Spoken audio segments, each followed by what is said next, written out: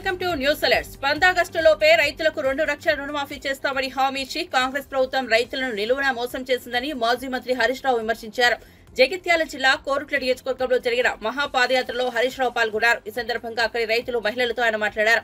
కేసీఆర్ మళ్లీ వస్తాడు, మీ బాధలన్నీ తీరుస్తాడని భరోసా ఇచ్చారు. మళ్లీ కేసీఆర్ ను అధికారంలోకి తీసుకొచ్చే బాధ్యత కూడా మీదే అని రైతులతో హరీష్ రావు చెప్పారు. కాంగ్రెస్ అంటేనే మోసమని అన్నారు. అబద్దాలు చెప్పడంలో రేవంత్ రెడ్డి రోజు రోజుకు కొత్త రికార్డులు క్రియేట్ చేస్తున్నారని ఎద్దేవా చేశారు. ఎన్నికల్లో ఇచ్చిన ఒక్క హామీని కూడా కాంగ్రెస్ ప్రభుత్వం అమలు చేయలేదని అన్నారు. దళిత బంధు, కళ్యాణ లక్ష్మి, జాబ్ క్యాలెండర్ ఇలా ఎన్నో హామీలను అటకెక్కించారని విమర్శించారు. వీటి నుంచి ప్రజల దృష్టిని మళ్లించేందుకు కేసీఆర్ ను, బీఆర్ఎస్ ను తిట్టే ప్రోగ్రాంలు పెట్టుకున్నారని మండిపడ్డారు. సీఎం రేవంత్ కు బూతులు తిట్టడం తప్ప పరిపాలన చేత కాదని విమర్శించారు. పొద్దున నేను వేములవాడ రాజన్న దగ్గరకు పోయి ఇచ్చిన రాంగ వేములవాడ లాగి మా లక్ష్మీ నరసింహారావు గారు దేవుని దగ్గర తీసుకుపోయి దర్శనం చేపిస్తే ఇంత భోజనం పెట్టి పంపిండి. ఆ దేవుడికి మొక్కొచ్చిన ఇప్పుడే వేములవాడ రాజన్నకు మొక్కిన. ఇగో ఇక్కడి నుంచే ధర్మపురి లక్ష్మీ నరసింహన్నను మొక్కుతున్నా, కొండగట్టు అంజన్నను మొక్కుతున్నా, కోటిలింగాల శివన్నను కూడా మొక్కుతున్నా. దేవుడా, ఈ రేవంత్ రెడ్డికి కనునిప్పు కలిగించు. జనరల్ గా ఒక సామెత ఉంటది మన ఊర్లలో, పాలకుడే పాపం చేస్తే ఆ రాజ్యానికి అరిష్టం వస్తుందట. మరి ఆ రాష్ట్రానికి ముఖ్యమంత్రి రేవంత్ రెడ్డి ఆ దేవుని మీదనే ఒట్టిపెట్టి మాట తప్పింది కదా. అందుకే వేములవాడ రాజన్నను మొక్కినా, ఇక్కడి నుంచే మా లక్ష్మీనరసింహస్వామిని, మా అంజన్నను మొక్కుతున్నా, మా శివన్నను మొక్కుతున్నా. ఈ పాపాత్ముని రేవంత్ రెడ్డిని క్షమించండి, ఈ ప్రజల్ని, రైతుల్ని కాపాడండి అని చెప్పి మొక్తా ఉన్నాను. ఓ పెద్ద మనిషి అడిగింటి, ఎట్లా మరి రేవంత్ రెడ్డి దేవుళ్ళ మీద మొక్కు పెట్టే మాట తప్పే ఎట్లా అంటే, ఇది అరిష్టమయ్యా, మీరన్న పోయి దేవునికి మొక్కునంటే నేను మొక్కొచ్చిన. ఇప్పుడు ఈ పాపాత్ముని క్షమించు ఎందుకంటే ఇప్పటికే అకాల వర్షాలతో వడ్లు ఖరాబ్ అవుతున్నాయి, ధాన్యం కొనే దిక్కులేక మా రైతులు కష్టాల్లో ఉన్నారు. దేవుడు మన మీద కోపానికి రావద్దు, ఈ పాపాత్మని క్షమించండి, మా ప్రజల్ని కాపాడండి అని చెప్పి దేవుడిని మొక్కొచ్చింది. ఇవాళ ఆయన నిజంగా బుద్ధిమంతుడైతే ఎవడన్నా కొండగట్ట అంజన మీద ఒట్టు పెట్టి మాట తప్పుతాడే, గంత పాపాత్ముడు ఎవడన్నా ఉంటాడా? మరి చేయి ఇప్పటికన్నా. ఇవాళ మా సంజయ్ ఏమడుగుతున్నాం, ఈ పాదయాత్ర నుంచి బీఆర్ఎస్ పార్టీ అడుగుతున్నది ఒక్కటే, వెంటనే 2 లక్షల రుణమాఫీ వడ్డీతో సహా చేయాలని బీఆర్ఎస్ పార్టీ డిమాండ్ చేస్తుంది. ఇచ్చిన మాట ప్రకారంగా వానకాలం యాసంగి కలిపి 15,000 రూపాయల రైతు భరోసా వేయమని బీఆర్ఎస్ పార్టీ డిమాండ్ చేస్తుంది. దొడ్డు వడ్లు, సన్న వడ్లని వంకలు పెట్టకుండా అన్ని రకాల వడ్లకు 500 బోనస్ ఇవ్వాలని బీఆర్ఎస్ పార్టీ డిమాండ్ చేస్తా ఉంది. ధాన్యం కొనుగోలు విషయంలో రైతులతో ప్రభుత్వం ఆడుకుంటోందని మాజీ మంత్రి బీఆర్ఎస్ ఎమ్మెల్యే జగదీష్ రెడ్డి ఆవేదన వ్యక్తం చేశారు. మంగళవారం తెలంగాణ భవన్ లో ఆయన మీడియాతో మాట్లాడారు. ఒకవైపు రివ్యూ చేస్తున్నట్టు సీఎం రేవంత్ రెడ్డి డ్రామాలు ఆడుతున్నాయి, మరోవైపు ప్లాన్ ప్రకారం మిల్లర్లను, దళారీలను రైతుల మీదకు వదిలారని తెలిపారు. దీని వెనుక 100 కోట్ల అవినీతి జరిగిందని ఆరోపించారు. మంత్రులు దళారులతో, మిల్లర్లతో కుమ్మక్కయ్యారని అన్నారు. 10 ఏళ్ల కాలంలో కేసీఆర్ పండించిన ప్రతి గింజను కొన్నారని గుర్తు చేశారు. నల్గొండ జిల్లాకు చెందిన ఓ మంత్రి రైతుల వద్ద ధాన్యం కొనకుండా అధికారులు బెదిరిస్తున్నారు, దళారులతో కుమ్మక్కయ్య ఇలాంటి చర్యలకు పాల్పడుతున్నారని ఆరోపించారు. 2014 ముందు రాష్ట్రంలో ఉన్న పరిస్థితులు మళ్లీ వచ్చాయి, రైతులు మళ్లీ దోపిడీకి గురవుతున్నారు. దీనికి వ్యవసాయ శాఖ మంత్రి సమాధానం చెప్పాలని డిమాండ్ చేశారు. ఎమ్మెల్యేలుగా మా హక్కు మేము అడగవచ్చు. అధికారి తప్పకుండా మంత్రికి ఏం సమాధానం ఇస్తాడో అదే మాకు కూడా ఇవ్వాలి, మంత్రికి ఏం సమాచారం ఇస్తాడో మాకు కూడా సమాచారం ఇవ్వాలి. కానీ ఎక్కడ కూడా జిల్లా నుంచి రాష్ట్ర స్థాయి అధికారులందరూ కూడా భయపడుతున్నారు. కేసీఆర్ ఉన్ననాడు ప్రతిరోజు సాయంత్రం అధికారులు స్పష్టంగా సమాచారం ఇచ్చేది ప్రజలకు, ఇగో ఈ రోజుకి ఇంత ధాన్యం కొన్నాం, ఇన్ని డబ్బులు మీ అకౌంట్లలో వేసినాం అనే మాట. కానీ ఇప్పటికీ ఏ ఒక్క అధికారి కూడా ఈ రోజు వరకు ఎన్ని ఓట్లు కొన్నారు, అందులో సన్న ఓట్లు ఎన్ని, దొడ్డు రకం ఓట్లు ఎన్ని, ఎన్నిటికి డబ్బులు పేమెంట్ జరిగింది, ఎన్నిటికి బోనస్ ఇచ్చింది, ఒక్క మాట కూడా చెప్పడం లేదు. మేము ప్రజాప్రతినిధులు అడిగితే కూడా చెప్పే పరిస్థితిలో లేరు, భయపడుతున్నారు. సార్ మా పేరు చెప్పకండి సార్ అని మాట్లాడుతున్నారు, భయపడుతున్నారు అధికారులు. కేవలం దీని పక్కదారి పట్టించడం కొరకు రకరకాల డ్రామాలు వేస్తున్నారు, ప్రజలకు సంబంధం లేని విషయాలపైన మాట్లాడుతున్నారు. ముఖ్యమంత్రి దిగజారుడు భాష కేవలం దీని నుంచి పక్కదారి పట్టించడం కొరకు కేసీఆర్ మీద ముఖ్యమంత్రి పేలుతున్న అవాకులు చెవాకులు మళ్ళీ యువతర వైపు నుంచి వెళ్ళి అదే పద్ధతిలో దాడి జరగాలని రైతాంగం సమస్యలు పక్కకు పోవాలని చెప్పి ఒక పథకం ప్రకారం ఇటువంటివి చేస్తున్నాడు.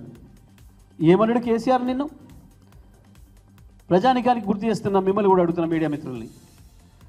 గత 11 నెలల కాలంలో ఆ పార్లమెంట్ ఎన్నికల 10 రోజులు తప్ప కేసీఆర్ ఎప్పుడైనా ఈ రోజు వరకు ఒక్కసారి ముఖ్యమంత్రి రేవంత్ రెడ్డినో ఇంకొన్నో ఒక మాట అడిగిందా? అన్నాడా? ఈ రాహుల్ జోలికి వచ్చిండా? కేసీఆర్ నిజమే లేనే లేడు. కేసీఆర్ని మర్చిపోయారు అనుకున్న కేసీఆర్ గురించి నువ్వెందుకు భయపడుతున్నావు? రోజు అందరికంటే ఈ రాష్ట్రంలో ఎక్కువ యాద్ చేసుకుంటుంది కేసీఆర్ను నువ్వే కదా ముఖ్యమంత్రి. లేనే లేని కేసీఆర్ గురించి నీకెందుకు భయం? కేసీఆర్ని కాదు, కేసీఆర్ నీడని కూడా చూడలేదు కదా నువ్వు. ఎందుకు భయపడుతున్నావు?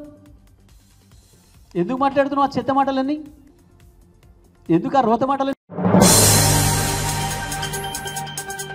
ముఖ్యమంత్రి రేవంత్ రెడ్డి 25 సార్లు ఢిల్లీకి ఎవరి కాళ్లు మొక్కడానికి వెళ్లారని బీఆర్ఎస్ ఎమ్మెల్యే దేవిరెడ్డి సుధీర్ రెడ్డి ప్రశ్నించారు. ఢిల్లీ వెళ్లిన ప్రతిసారి 2-3 రోజులు అక్కడే మకాం వేశారని, ఢిల్లీకి చక్కర్లు కొట్టడానికి 50 నుంచి 60 రోజులు సరిపోయిందని ఎద్దేవా చేశారు. రేవంత్ రెడ్డి ఇన్నిసార్లు వెళ్లి కనీసం మంత్రివర్గ విస్తరణ కూడా చేయలేకపోయారని విమర్శించారు. బీఆర్ఎస్ వర్కింగ్ ప్రెసిడెంట్ కేటీఆర్ భయపడి ఢిల్లీ వెళ్లారంటూ మంత్రులు పొంగులేటి శ్రీనివాసరెడ్డి, పొన్నం ప్రభాకర్ విమర్శించడంపై సుధీర్ రెడ్డి బగ్గుమన్నారు.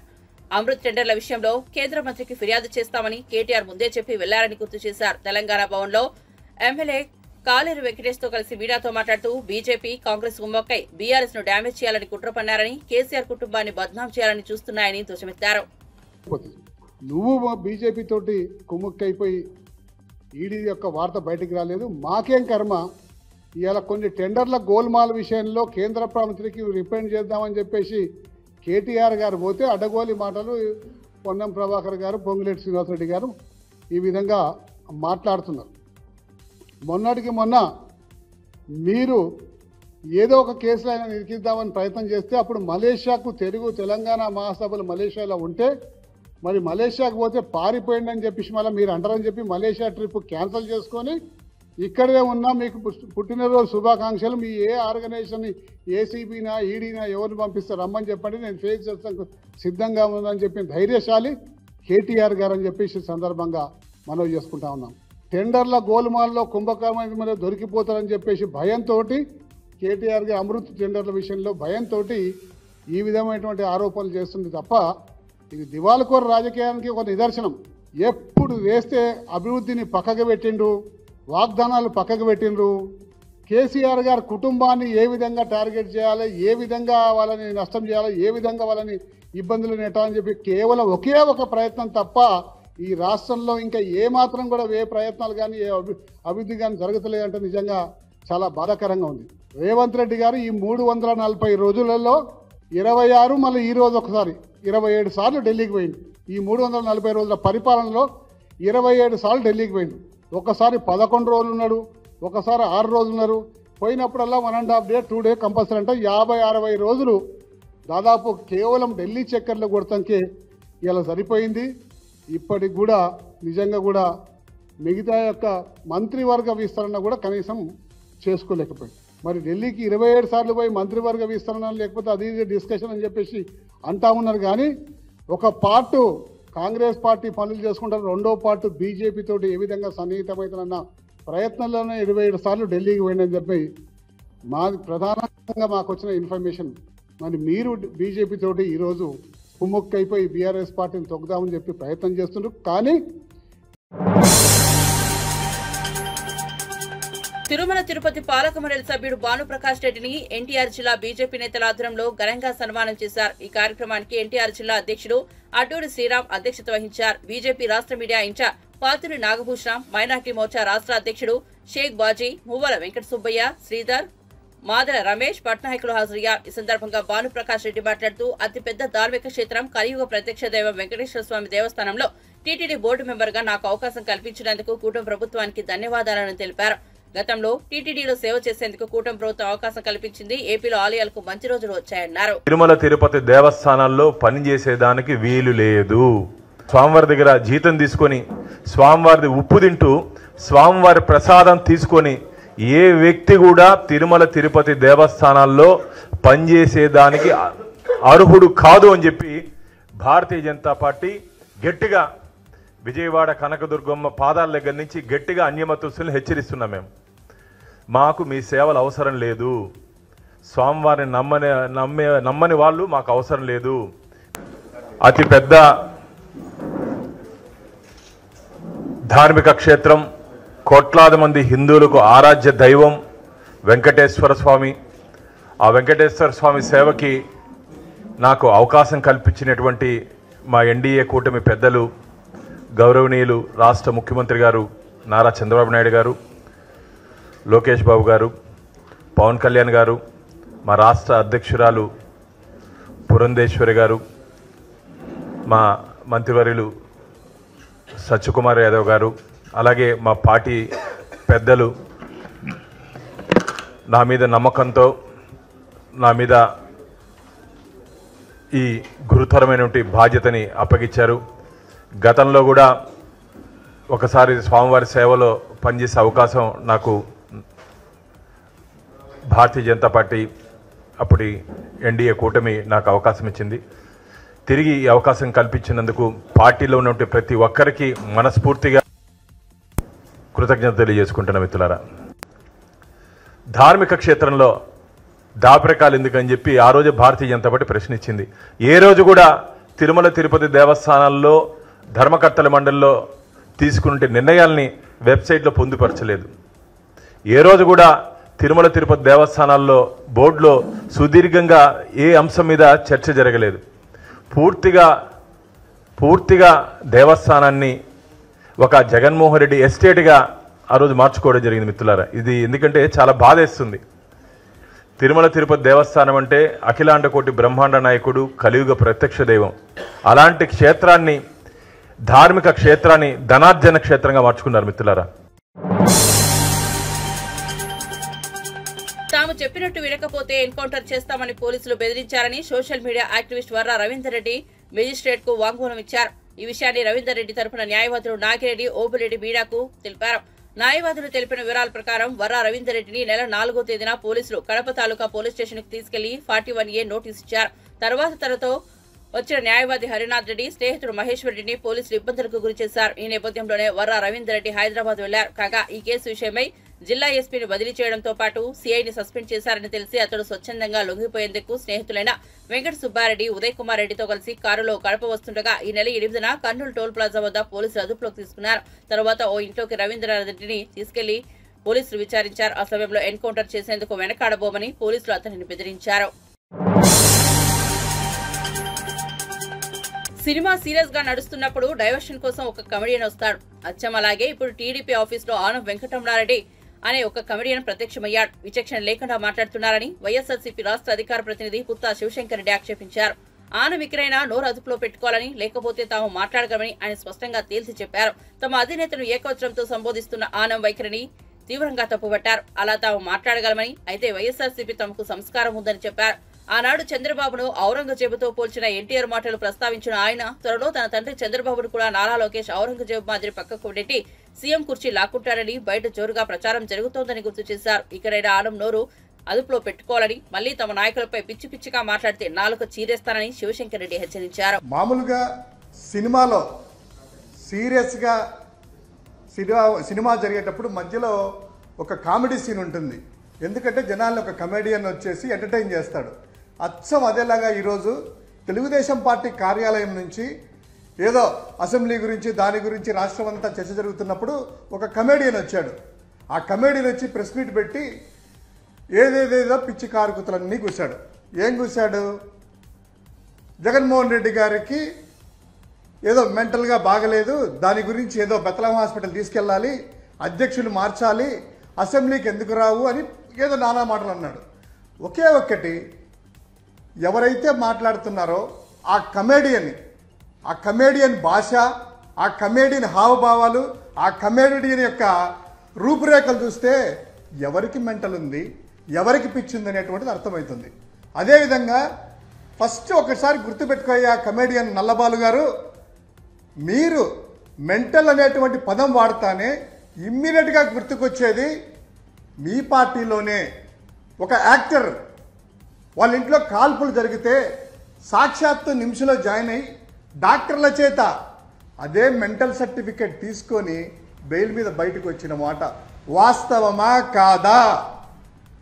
అదేవిధంగా సాక్షాత్తు నారా లోకేష్ చిన్నన్న అంటే మీ పార్టీ అధ్యక్షుడు చంద్రబాబు నాయుడు గారి యొక్క తమ్ముడు రామ్మూర్తి నాయుడు గారు మాజీ ఎమ్మెల్యే ఆయనను ఇంట్లో గొలుసులతో కట్టేశారని మీ పార్టీ అధ్యక్షుల వారి యొక్క బంధువే నార్నే శ్రీనివాస్ గారు అన్నారు.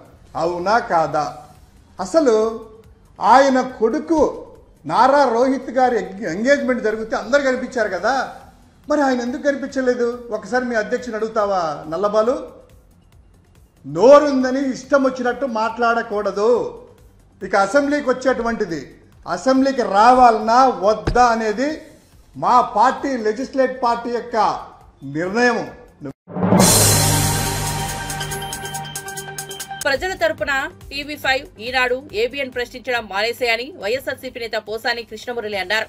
ఆయన మీడియాతో మాట్లాడుతూ ఏపీలో అరాచక పాలన జరుగుతోందని ధ్వజమెత్తారు. ప్రశ్నిస్తే అక్రమ కేసులు పెట్టి జైళ్లకు పంపుతున్నారన్నారు. చంద్రబాబు సూపర్ 6 అని ప్రచారం చేశాడు, ఇవ్వడం మానేశాడు. బస్సులు ఫ్రీ, ఆడపిల్లలకు 15,000 అన్నాడు, ఇంతవరకు ఇవ్వలేదు. హామీల గురించి ప్రశ్నిస్తున్న వారిని అరెస్టులు చేస్తున్నారన్నంటూ పోసాని నిలదీశారు. నేను రోడ్డు మీదకు వస్తే కార్యకర్తతో చంపించే లెవెల్లో టీవీ5 కథనాలు ఉన్నాయి. నేను సైకో అని, పార్టీలు మారుతానని ప్రచారం చేస్తోంది. చంద్రబాబు 600 వాగ్దానాలు చేశారు. మేము ఎందుకు ప్రశ్నించకూడదు? నాలాంటి వాళ్ళని తిట్టినందుకు టీవీ5 నాయకుడికి టీటీడీ చైర్మన్ పదవి ఇచ్చారు. చంద్రబాబు కాళ్ల దగ్గర వెళ్లి డబ్బు సంపాదించుకున్నారు. బీఆర్ నాయుడు సినిమా ఇండస్ట్రీని తిట్టించారు. సినిమా ఇండస్ట్రీలో ఆడవాళ్లను తిట్టించిన బీఆర్ నాయుడిని ఎందుకు జైలుకు పంపరు అని పోసాని ప్రశ్నించారు.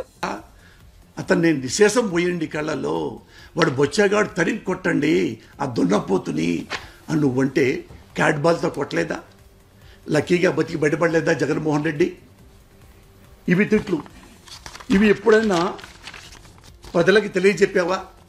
ఇలా తిడుతున్నాడు మాజీ ముఖ్యమంత్రిని ఈ టీవీలో, ఏబిఎన్లో స్పష్టంగా ఎప్పుడైనా చెప్పారా? అంటే పోసాని ఒక్కడే కదా బచ్చా, వీడు ఎక్కడ చంపేస్తే కొంచెం దొరుకుద్ది. ఇంకా చూడండి అయ్యగారు అటు చెప్పారు నరేంద్ర మోడీని, నరేంద్ర మోడీ నీకు పెళ్ళాం లేదు, నాకు పెళ్ళాం ఉంది.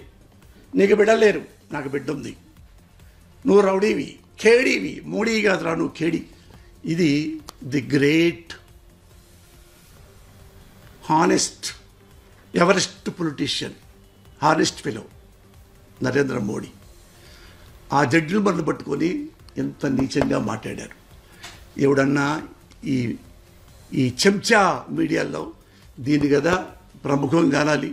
అరే మోడీ గారిని ఇంత మాట్లాడాడు, హౌ డేర్ హీ ఈజ్ అని కదా. ఎరా ఎందుకంటే నాకేం కావాలి? ప్రజలు కాదు కావాల్సింది, మన బీఆర్ నాయుడికి తెర మీద కొండ మీద ఆడ కూడా కొంచెం భోజనం చేయొచ్చు, మ్యాలు ఇంకొంచెం పెద్ద పోస్ట్ వచ్చింది. ప్రజలు చస్తే ఏంటి పోయేంటి, వాళ్ళు తిడితే ఏంటి పోయేంటి, మనకెందుకు? అదైపోయింది. ఇంకా అడిగిన ఎస్సీ ఎస్టీ కులాల్లో అంటే మాలా మాదిగ సోదరుల కులాలు అన్నమాట. వారి కులంలో ఎవరన్నా పుట్టాలని కోరుకుంటారా? ఎవరన్నా తెలుసా? వేశారా? భలే తిట్టాడు, భలే తిడతాడు అంటే ఎందుకు? మీకు ఎస్సీలు అంటే అస్సలు లెక్కలేదు, ఎస్టీలు అంటే అసలు వెంట్రుక. మా క్యాస్టే గొప్ప, మా సారు ఏం తిట్టినా తిట్టు కదా, అది గొప్ప. ఇది అయిపోయింది కదండి.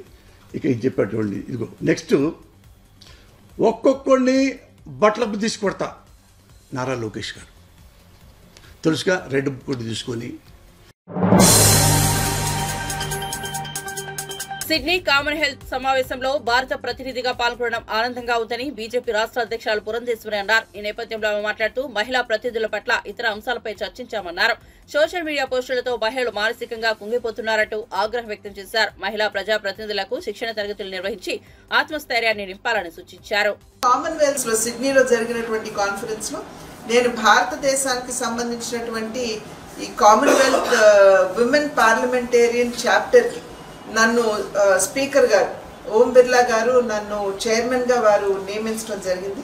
కనుక భారతదేశ తరఫున నేను వెళ్ళి అక్కడ ప్రాతినిధ్యం వహించడం అనేది ఇది ఒక మంచి అవకాశం మాత్రమే కాదు, నేను గౌరవంగా భావిస్తున్నాను.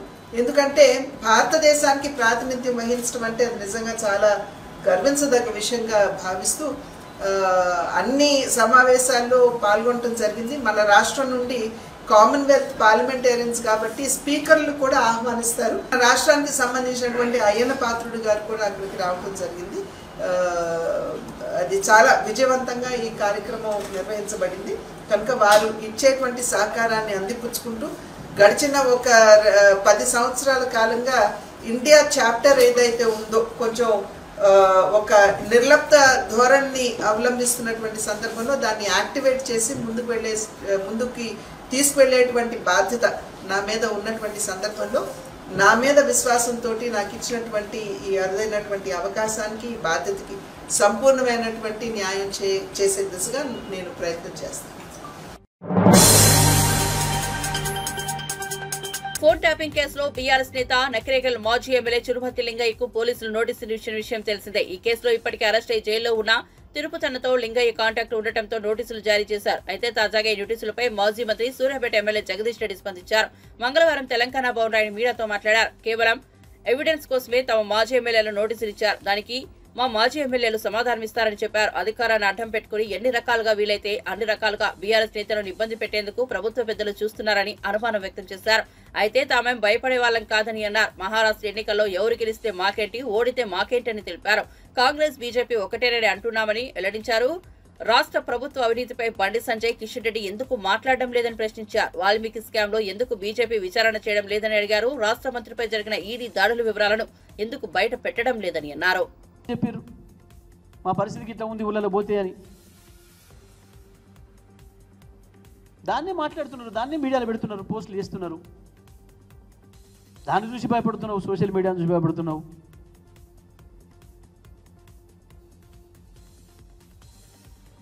సో నేను రాష్ట్ర ప్రభుత్వాన్ని డిమాండ్ చేస్తూ ఉన్నా, ఇప్పటి వరకు జరిగిన కొనుగోలు ఏంది, దానికి మీరు ఇచ్చిన పేమెంట్ ఏంది, పత్తి కావచ్చు, ధాన్యం, వరి ధాన్యం కావచ్చు, ఇచ్చిన సబ్సిడీ ఎంత వెంటనే లెక్కలు చెప్పాలి.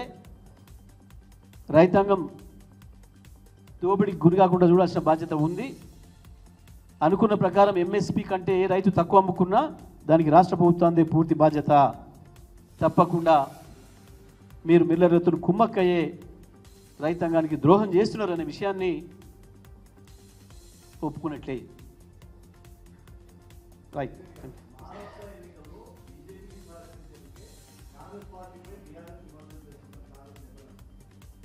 ఎందుకు వాళ్ళిద్దరు ఒకటే కదా మేము అంటుంది. బండి సంజయ్ ఎందుకు పోయి మాట్లాడతలేడు, కిషన్ రెడ్డి పోయి ఎందుకు మాట్లాడతలేడు? వీళ్ళు కూడా కాంగ్రెస్ సహకరిద్దామనేనా? మేమేం మాట్లాడుతుంది పక్కన పెడదాం. కిషన్ రెడ్డి, బండి సంజయ్లు పోయి ఎందుకు ఇక్కడ జరిగింది వాస్తవం మాట్లాడతలేరాడా?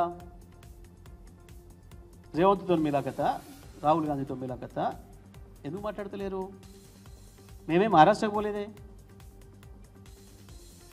మేము మహారాష్ట్ర పోయి ఎవరికి అనుకూలంగా ఎవరి వ్యతిరేకంగా ప్రచారం చేయలేదే. ఎందుకు?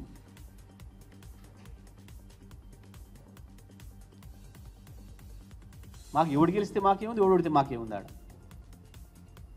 ఇద్దరు దొంగలే అని చెప్పదలుచుకున్నాం మేము ప్రజలకి. ఇద్దరు దొంగలే, తోడు దొంగలే. ఎవడు గెలిచినా ఎవడు ఓడినా మాకు వచ్చేదేం లేదు. కానీ వీళ్ళిద్దరు బంగాళాఖాతంలో ఏర్పడిన అల్పపీడనం ఉత్తర తమిళనాడు, దక్షిణ ఏపీ వైపు పయనిస్తోంది. అల్పపీడనం ప్రభావం తమిళనాడులోని 12 జిల్లాలతో సహా ఏపీలోకి దక్షిణ కోస్తా, రాయలసీమపై పడనుంది. ఈ క్రమంలో ఏపీలోని పలు జిల్లాల్లో భారీ వర్షాలు కురిసే అవకాశం ఉంది. వాతావరణ శాఖ అధికారులు హెచ్చరించారు. బాపట్ల, ప్రకాశం, శ్రీపొట్టి శ్రీరాములు, నెల్లూరు, తిరుపతి, చిత్తూరు, అన్నమయ్య జిల్లాలోని కొన్ని ప్రాంతాల్లో ఓ మోస్తరు నుంచి భారీ వర్షాలు కురిసే అవకాశం ఉంది. అలాగే గుంటూరు, అనంతపురం, శ్రీ సత్యసాయి, కడప జిల్లాలోని కొన్ని ప్రాంతాల్లో తేలికపాటి వర్షాలు కురిసే అవకాశం ఉందని విపత్తుల నిర్వహణ సంస్థ ఐఎండీ రోణంకి కుర్మనాథ్ తెలిపారు. వర్షాల నేపథ్యంలో వరి కోతలు, ఇతర వ్యవసాయ పనుల్లో రైతులు తగిన జాగ్రత్తలు తీసుకోవాలని సూచించారు. ప్రజలు అప్రమత్తంగా ఉండాలని విజ్ఞప్తి చేశారు.